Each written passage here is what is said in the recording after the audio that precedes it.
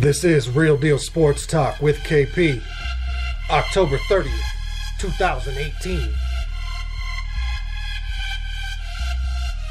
Yeah. Let's go. Let's get it on. Barbarian music. Hey, look, let's get it on. Time to hit that mindless flow. Mommy said she trying to roll. I told that bitch to find the dough. I ain't got no time for these bitches. I'm on my grind for dough. Rock a couple shows for mo. Weed, liquor, designer clothes. Not to mention my fits accentuated with shine and glow. I could sense the hate from the gate when I stepped inside the door. Straight to the bar we go. Line a few shots up in the row. Knock them back and slam the glass as hard as dominoes. We ain't even dancing, just standing on couches lighting dro. Fuck security and the club owner already know. Bitches mesmerized by the hazy eyes and the wavy flow. Niggas hating harder than Satan, waiting to pull they chrome, but I ain't near shaking. I stand as dry like a solid stone, antagonizing niggas by waving a double shot of Tron. This that ignorant shit you like to hear on a song. It ain't gotta be real when the fakest shit is getting on. Yeah, let's get it on. Pockets swollen, riding chrome. Bottles popping and models jocking partner. Let's get it on. All right. Let's get it on. It is October 30th, 2013. This is Real Deal Sports Talk with me, KP. We are here each and every Tuesday and Thursday, spilling it on sports. Trying to keep it real, trying to be honest, coming from a point of perspective, coming from a point of a former player, not on the professional level. Y'all know that. Never made it that far. And coming from a perspective of a family who spent multiple decades coaching in and around sports, grandfather, all kinds of accomplishments. Hope I can make my impact on the sporting world the same way he was able to. So this is Real Deal Sports Talk. I am KP. We are the day before Halloween. It's Halloween season everywhere except the shopping stores, which you're already seeing Christmas lights and Christmas trees go up. So craziness is that capitalism makes. We are the United States of America. You know, might as well start Christmas right now, you know. We got a lot of sports we're going to talk about today. We got a new champion in Major League Baseball. We got the Week 7 results. We got some little stories here and there you could definitely want to talk about.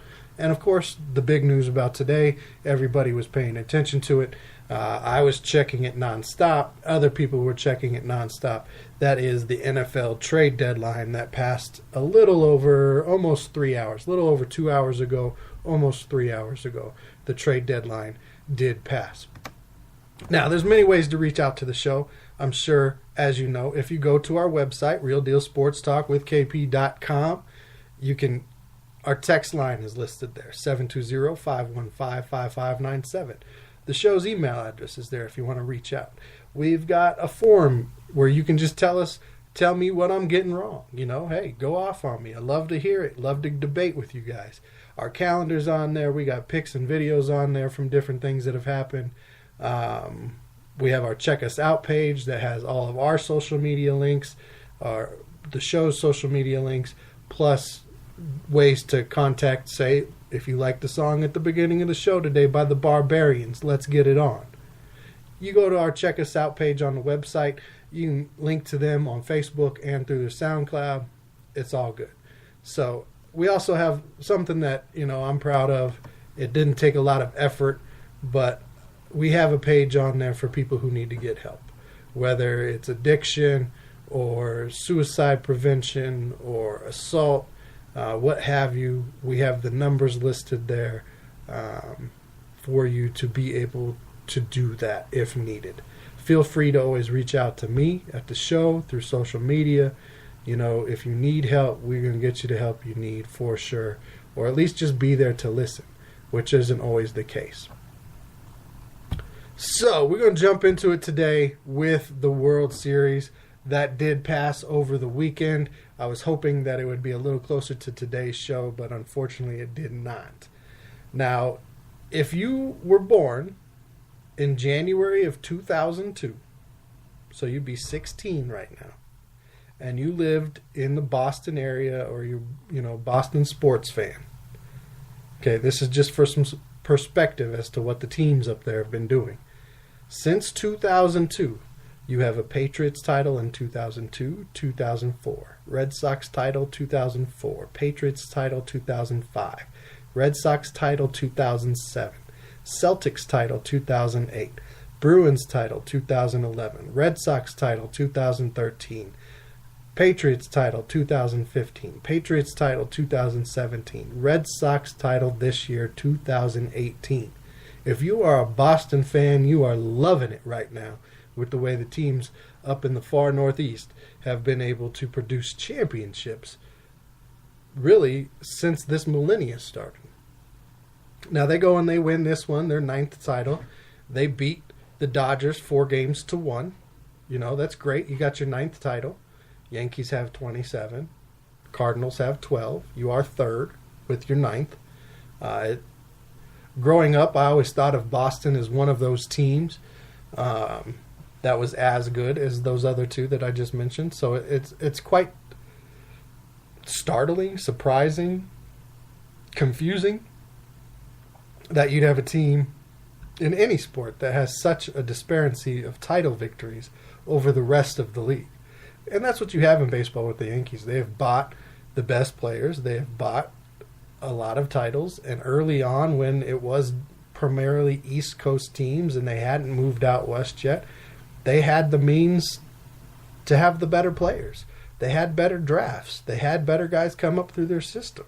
They were the team outside of the Cardinals 30, 40, 50, 60 years ago guys dreamed of playing for as they grew up.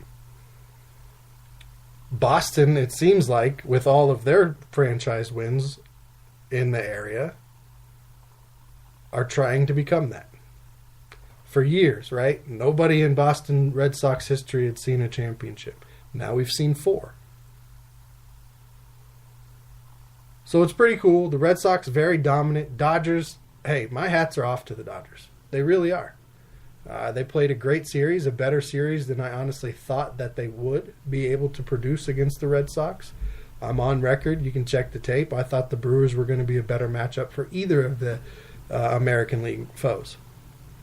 American League has now captured another World Series. Early favorites for next year coming out already. Houston and Boston. Houston still has a great squad. They easily could have been in it this year. Dodgers get quality pitching. Kershaw struggles again, you know, whether that's because of the pressure, whether that's because a lot of years he's been their only pitcher. Who knows? Maybe it's the ballpark. Maybe it's just situational game to game and it falls on him just like losses fall on quarterbacks. Now he's got a few days after the season to decide if he's going to opt out and go somewhere else or hit free agency. My guess is he does not do that because they had a great series. They've made it to 2 straight World Series, which is very rare. Now they've lost both of them, and no fan, no team, no exec, no player wants to get to the championship just to lose. But that's where they're at. They've lost 2 straight.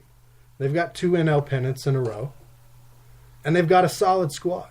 Seager's going to be coming back from his Tommy John next year. You add him back in the mix.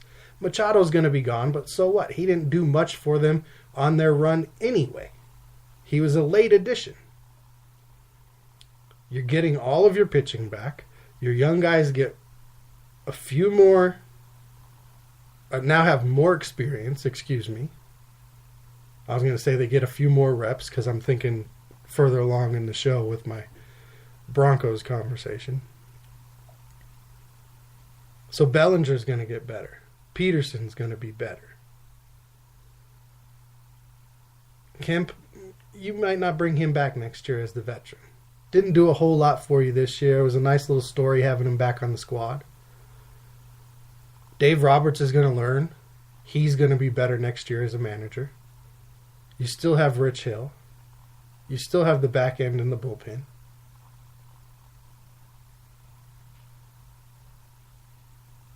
You still have Turner. I mean, solid squad. They're going to be good again next year. Boston, amazing squad. I have no idea how David Price was not the MVP of this World Series. I mean, respect to Steve Pearce. Grew up a Red Sox fan. Played all over the league. Played in every team in the AL East.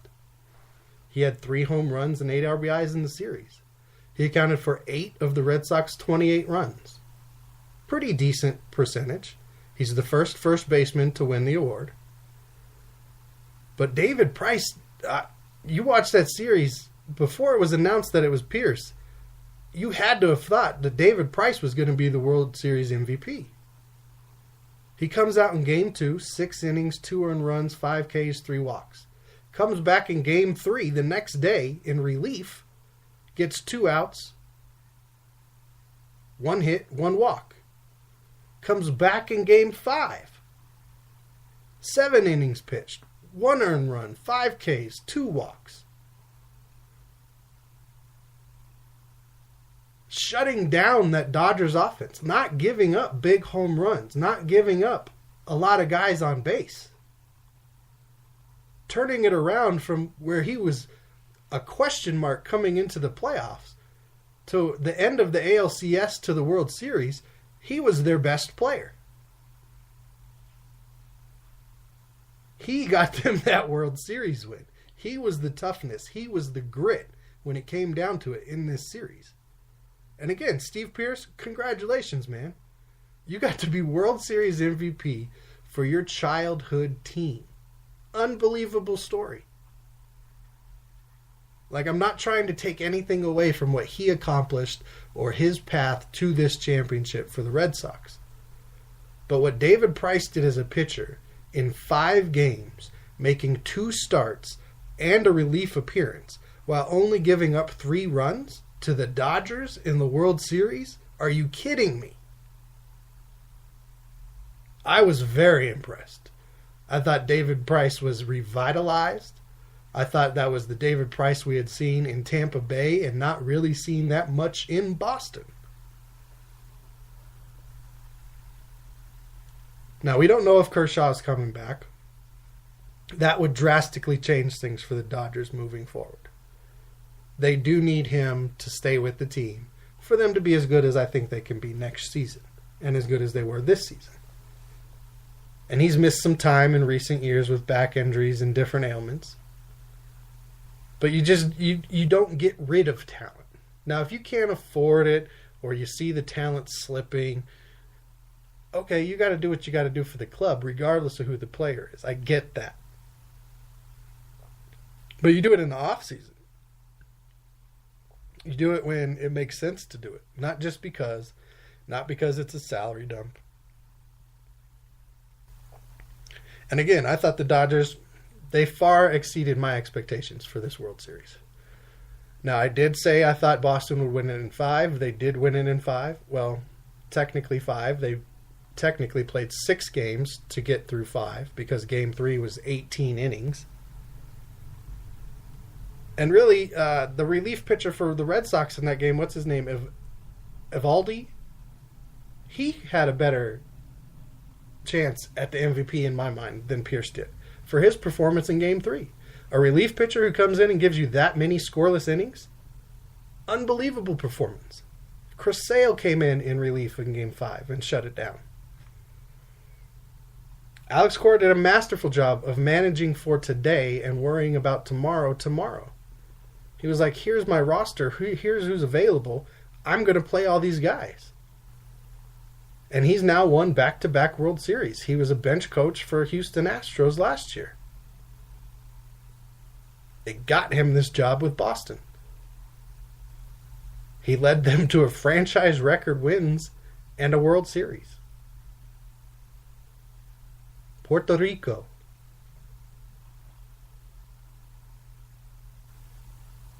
Now, somebody had the gall to ask him if they were going to go to the White House for their championship visit when he's still busy celebrating, and he had a classy way of saying, you know what, we'll deal with that later. Right now, we're celebrating. So honestly, the season ended great. The playoffs were great. The World Series was really good.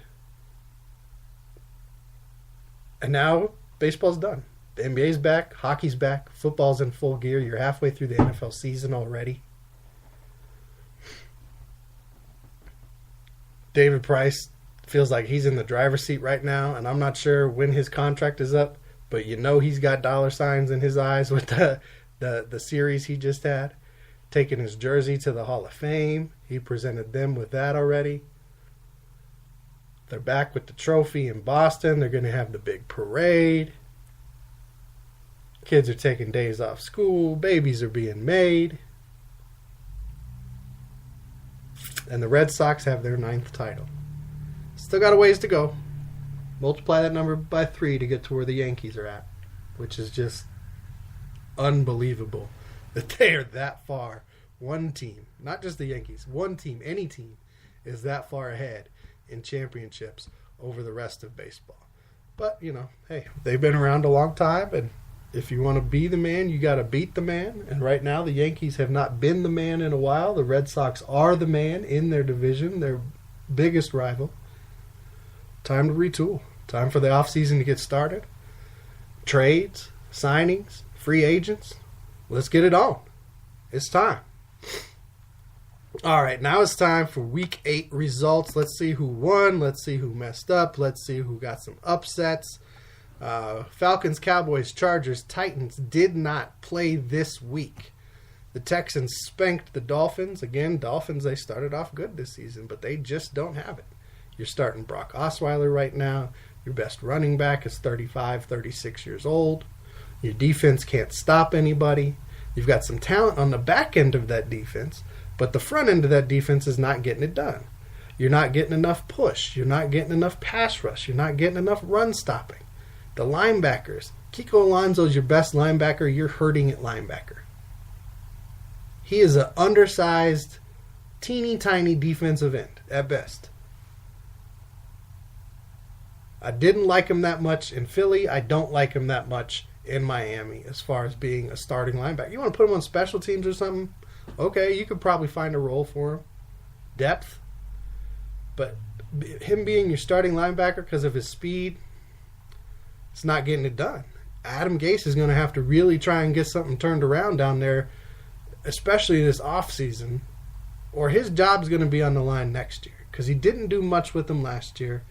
Okay, 9-7, whatever.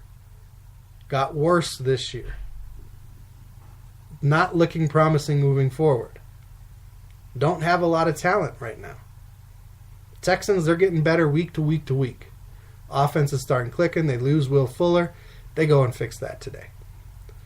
Jaguars fall to the Eagles 24-18. This was actually a pretty close game all the way down to the end. Jaguars just don't have it. Their defense is playing well enough to kind of keep them in games at times, but not enough to win them games this year. Offense, no talent. Running game, not happening.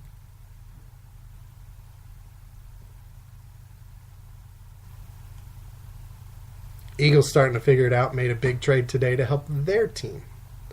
Broncos once again show how to beat the Chiefs. They just didn't have enough to get it done as they lose 30-23.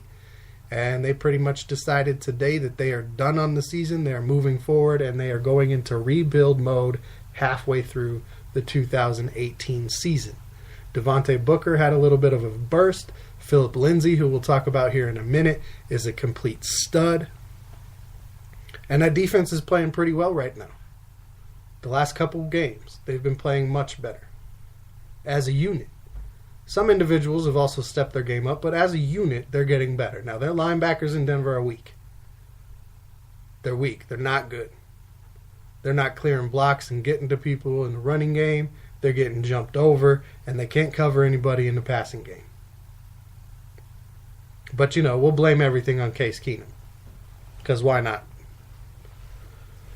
Browns, they go out and get spanked 33-18, and then they clear house. This is a team with a lot of talent. I had them winning at 7 games this year. They're at 2-5-1 right now. They finally decided, okay, time to start moving in a different direction. Redskins firmly entrenched in first place in the NFC East with their win over the Giants. They're 5-2 right now on the season, Washington is. They beat the Giants 20-13. Saquon does not have a good game. Eli's going through the motions. The Giants got some talent, but they haven't done anything since the boat pick right before they were about to go to the playoffs. I think they're 4-26 or something like that since the receiving core and some of the other guys took that trip on the boat. Now, is it because of the trip on the boat? No. But the connection is that's the culture that's there right now. Yes, they're athletic. Yes, some of them are very gifted. Yes, some of them are great at the positions they play. But their culture is, hey, I'm young, I'm hip, I'm me. Not team, work, work, work. You don't see that. Different NFL, different style of guy. You know, a lot of factors could be playing into why that is what it is in New York. But they're definitely, that's something they're going to have to get figured out, because they're definitely going to be a top 5 team right now in next year's draft. Seahawks go into Detroit and embarrass the Lions. The Lions, in my opinion, this is one of their worst performances of the season. Just could not stop Seattle at all on Sunday. Seattle had their way. Russell Westbrook, I think, had a perfect passer rating at the end of the day. Russell Wilson, excuse me. I believe he had a perfect passer rating at the end of the day. The Lions couldn't get anything going on the running game. They couldn't stop Carson in the running game. Snacks played well. Damon Harrison, Big Dame. But you could tell he wasn't fully into what was going on, and neither was anybody else playing around him or off of his play. The Bengals win another one, 37-34 over the Buccaneers. Buccaneers bench Jameis Winston in this one, bring Fitzpatrick back in halfway through the third quarter. I agree with a lot of the other pundits that are out there. This points to the end for Jameis Winston in Tampa Bay. I don't know how many times you can be benched and brought back as a starter. I think Derek Carter and them guys down there need to go ahead and move forward. Bengals defense, which looked legit at the beginning of the year, has been playing like garbage, and they've just managed to continue winning games. So, you know, at the end of the day, all that matters is the W's. Nobody looks back and decides how you want them. So keep doing your thing, Cincinnati, and maybe the other pieces fall in line. The Bears beat up the Jets 24-10. Bears move from last place to first place in the NFC North with that win. Good week for them, because, you know, just 2 weeks ago they went from first place to last place with a loss, because the NFC North is so tight right now. Neither one of those teams made any moves today. Panthers all over the Ravens, 36-21. Their offense is starting to figure it out, and their defense is their defense. They're a bend, don't break. They're not a dominant defense, but they're good enough to help you win a championship if your offense is getting it done. And right now the Panthers' offense is getting it done, and they're starting to figure it out. The Colts all over John Gruden's Raiders, 42-28. I feel worse for Raiders fans than I do for probably any other fan base that is struggling and losing right now, because their team just 2 years ago, before a broken leg, was a legitimate Super Bowl contender. Like, it looked like they were going to, at minimum, get to the AFC Championship game. It looked like they had a very good chance of winning that game and going on to the Super Bowl. Instead, Carr's leg gets broken, and everything has fallen apart since then. Draft picks gone, all pros traded, veterans brought in, guys getting hurt, guys getting retiring, guys not fitting the system. And all of it, again, I'll go back to it. The Raiders are not playing for championships the next 2 years, regardless of what they say. They are playing for Vegas in 2020. Now, they might not be in Oakland next year. They might play somewhere else. But they are playing. They're planning. Everything they're doing is for 2020. Everything. Every move they make. And we'll be watching. Because as much as people want to hate on the Raiders or don't like the Raiders because they've grown up with this idea in their head, the NFL is better when the Raiders are good.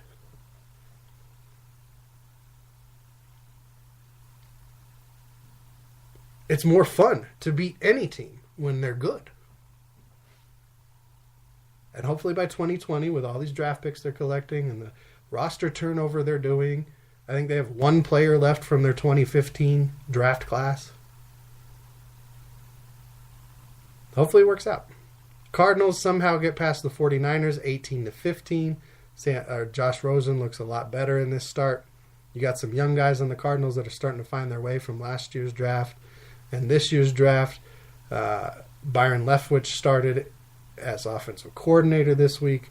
David Johnson was used a little bit different this week, but still he's not going off like he did before the injury yet. I expect him to come back a little bit next year, more so to that form. The Packers gave the Rams everything they could handle. Might have had a chance to win it on a field goal at the end of the game, but Ty Montgomery runs it out. He fumbles. We've heard varying reports. He says they didn't tell him to kneel. They say they told him to kneel. He's not with the team anymore.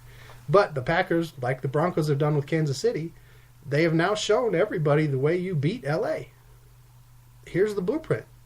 If you play a little bit better than we did, or you have a little bit better team than we do, you can go out and complete the process and beat this Rams team, who stay undefeated. Aaron Donald is oh my goodness. And he's strong, he's brute strong, but he does it with quickness and leverage more than anything else. He's by you before you can get your punch on him as an offensive lineman. You can't get your hands inside to where you're going to be able to hold him and keep him from going. Not if he chooses. And now Wade's mixing them up, defensive end, defensive tackle, right side, left side. They're only going to continue getting better on the defensive side of the ball. Saints go out and beat up the Vikings 30-20. This is what $84 million guaranteed gets you. Yes, he's going to put up passing numbers. I don't ever want to hear about how great somebody's yardage and touchdown to interception ratio is ever again moving forward in the NFL. Because this game is geared towards, set up towards, refereed for, and the rules are written for you to be able to pass the ball as often as possible and put up points. The defenders are put at a complete disadvantage with the way the rules are written.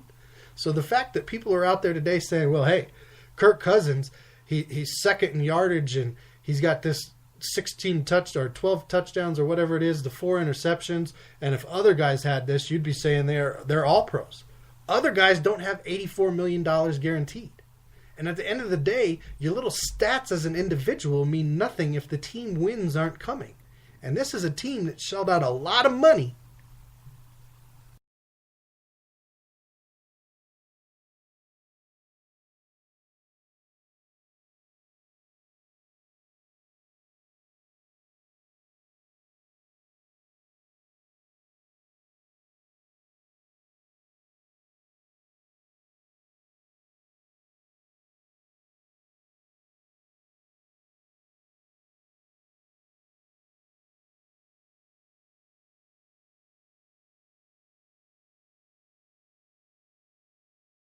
Hunt, which is comparable guys that we expected his talent level to be around. At least not in Minnesota. At least not in that offense. Maybe he can go be a third down back somewhere. But he's so far spent too much time injured, not making plays, not being the guy. Latavius Murray has by far outplayed Delvin Cook in the last 2 seasons. And I'm not a Latavius Murray fan. I pretty much feel about him like if it's not a wide open hole and he can't get a running start for 20 yards, he's not going to get a big play. He's going to pound into a guy and get tackled. But the Vikings, the Saints come out and they put it on them. The Saints are legit again this year. Stumbled out of the gate, but here we go. We got it going. Ingram's back. Our running game's getting better. Our defense is starting to figure it out a little bit. It's still not playing like they did last year. But if they do, with our current record leading the South, we are sitting in good position. Drew Brees having another good season. Michael Thomas is a beast. Kamara is a beast. Ingram's back. Patriots go out last night. Tom Brady, 300-plus yards, over 40 attempts. No touchdown passes in a 25-6 win over the Bills. And earlier I said I feel bad for the Raiders more so than anybody. The reason I say that over the Bills, with as pitiful as their team's playing right now, is because Bills fans, I'm sorry, you're able to deal with hard times. You've been through more hard times, and it's more expected right now. Raiders have had this expectation with this young talent, with Gruden coming in, that they were going to be this team. They were going to be a competitor. They were going to change the scope of the AFC. And that just has not happened with them. And I don't foresee it happening. So that's how week 8 turned out. Not bad, you know. I think I got 10 out of the 14 games. Not as good as I did last week. But a pretty successful week overall picking the games. Now, the Browns go in. They lost another game. They clear house. First, they fire the head coach, Hugh Jackson. I don't know. It was a couple hours later I saw, and it probably wasn't actually a couple hours between these things, but it was a couple hours later I saw they fire offensive coordinator Todd Haley as well. Greg Williams, he gets to step up and be the interim head coach for the rest of the season. Now, by no means do I think they should hire him for next year as their head coach. I think he needs to stick to his role as a defensive coordinator and just let his talent be what it is, because he runs a good defense. And if the guys are flying around, you have the best turnover margin in the NFL right now. Yes, they're missing a lot of tackles, which was a little surprising. But you have the best turnover margin in the NFL. So then why at that point is your team losing so much? Why, with a plus 11 turnover margin, are you 2-5-1? Since 2006, 38 teams with a plus 8 turnover margin or better through 8 weeks, none had a losing record. Since 1975, 71 teams with a plus 11 turnover margin or better through 8 weeks, none had a losing record. Except the 2018 Browns. Now, just texted in, and I was actually getting ready to mention this. A lot of talk this week about the Oklahoma head coach, Lincoln Riley. Clear connection there with Baker Mayfield. Would make sense. Baker Mayfield had a lot of success. You hear all this clamor about let's move more of the college system into the pro system. That's what Baker knows. Maybe it'll help him be more successful. It used to be the college system adapted to what the NFL is doing. We're now in an era which is completely different. The NFL is adapting to what colleges do. And they were put in that position to have to, because colleges made their offenses and defenses so basic. Look at a picture and do your assignment. That you didn't have to get any verbiage. You didn't get into audibles. You didn't get into different kind of in-depth play calls, in-depth defenses. It was line up, and whoever had the better athletes is who's going to win in college. That's where we're at. That's why Alabama's dominating. They have the better athletes. A lot of teams don't run pro-style offenses anymore. So it's like, ooh, we got to go get a college coach to run our defense against this RPO system.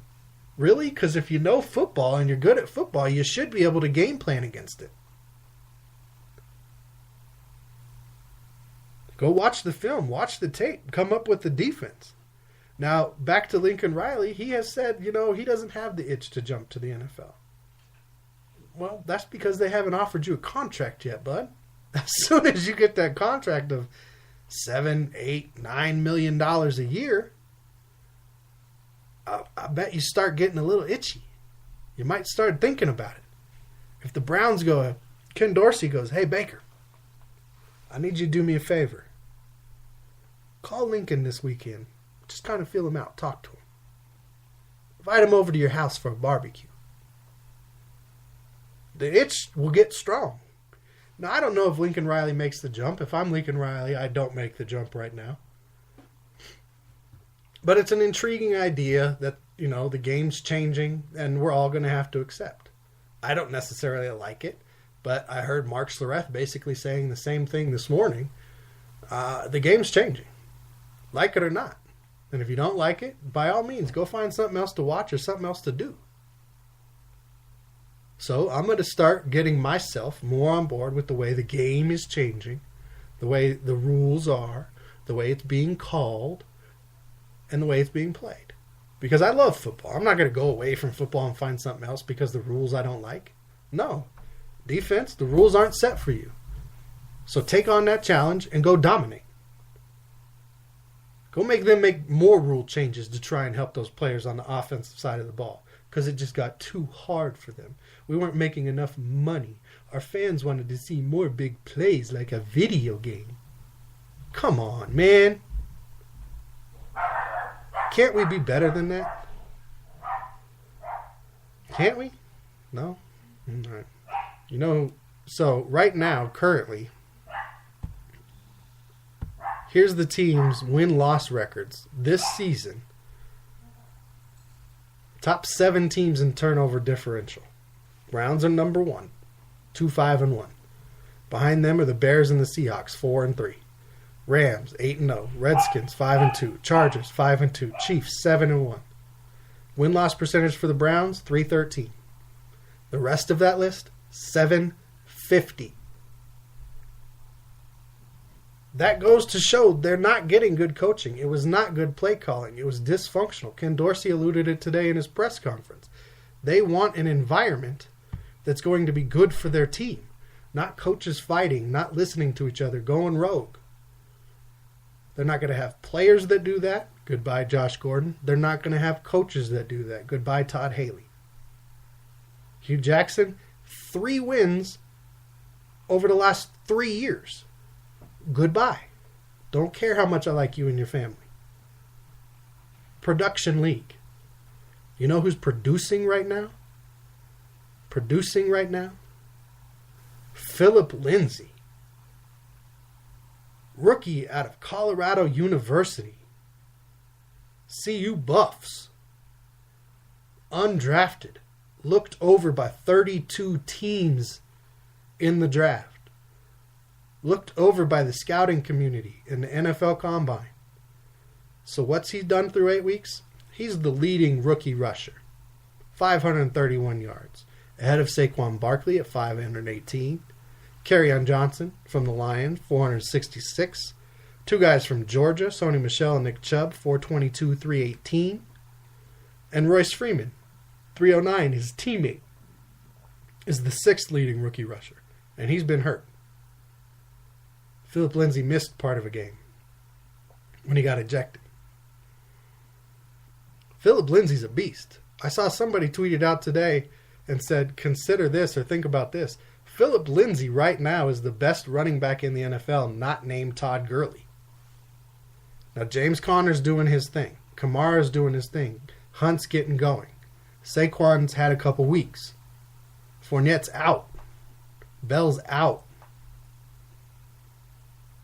What Philip Lindsay is doing right now, he's going to earn, if he stays on this pace, he is going to earn a Pro Bowl spot. Unbelievable how good of a football player he is. And people overlooked him because of his size. Now, we got the trade deadline today, right?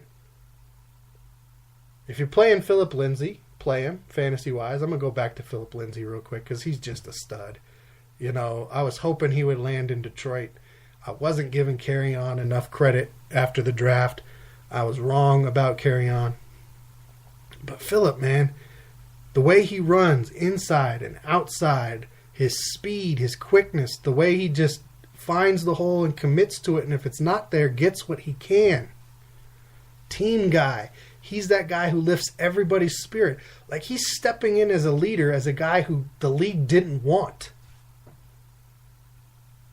Unbelievable story. I hope it continues on, because I know somebody who has the means and is well connected enough that they want to do a version basically of a 30 for 30 for Philip Lindsay, depending on how this season goes.